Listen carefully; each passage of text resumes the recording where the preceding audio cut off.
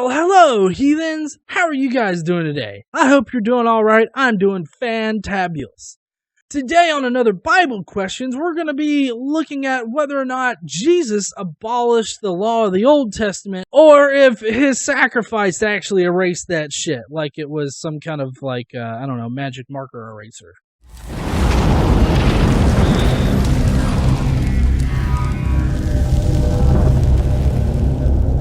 As you guys know, in arguments with Christians, it's very hard to determine whether or not the law of the Old Testament applies to now, or if Jesus' sacrifices, erase that shit. So what I wanted to do was go through bibviz.com today and show you guys how it is, both superseded by Jesus' death, but also it is not superseded.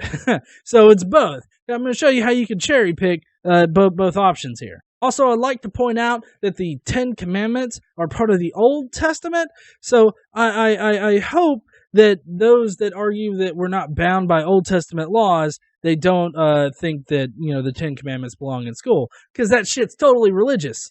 So, was the law abolished by Jesus' death? Yes! In Luke 16:16 it says, "The law and the prophets were until John. Since that time the kingdom of God is preached, and every man presseth into it." I believe that one's basically saying that the law and the prophets only existed up until the John, John the Baptist. And then after that, it's like, oh, fuck that shit. Then in Ephesians 2:15, we have, "Having abolished in his flesh the enmity, even the law of the commandments contained in ordinances, for to make in himself of twain one new man, so making peace." That just means that he abolished it with his flesh. In Romans 7:6, "But now we are delivered from the law, that being dead wherein we were held, that we should serve in newness of spirit, and not in the oldness of the letter." And that's basically saying the exact same shit. Jesus died on the cross, therefore, fuck the Old Testament laws.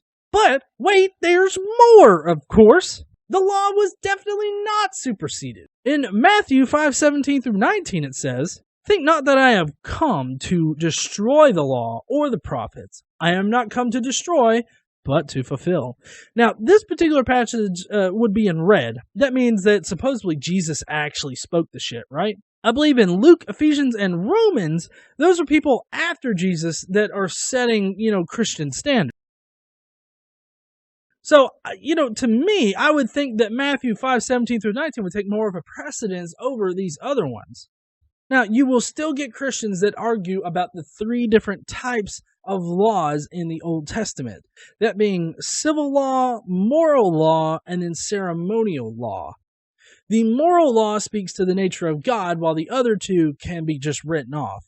And apparently, with no indication from Jesus himself in the New Testament of the Bible, they write off the two, some ceremonial and civil laws, and only keep the moral laws, because apparently that's what Jesus really meant. Well, sorry, that's what God really meant.